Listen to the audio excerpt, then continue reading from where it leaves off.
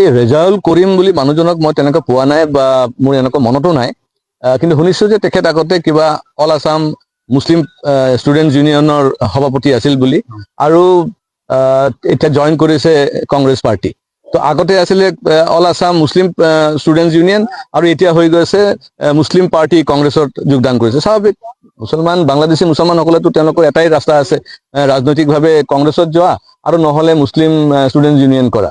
আগতে নাম আছিলে কিবা আমছু বুলি, মাইনৰিটি ষ্টুডেণ্টছ ইউনিয়ন। শিলাদিত্য মনে হয় যে এইমাত্র জন্ম হইল নাকি।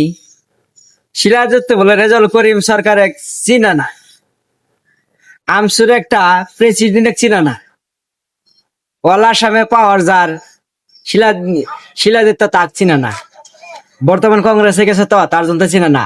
যদি আমসুর প্রেসিডেন্ট হয়ে থাকতো তাহলে শিলাদিত্য খুবই চিনত। হ্যাঁ, শিলাদিত্য মায়ের পেটা থেকে এবার এহেনমেন্ট বাড়াইছে শিলাদিত্য। অল আসামের মানুষ রেজাউল করিম সরকার চিনে, শিলাদিত্য বলে চিনা না, এটা একটা দুর্ভাগ্য কথা না? হ্যাঁ।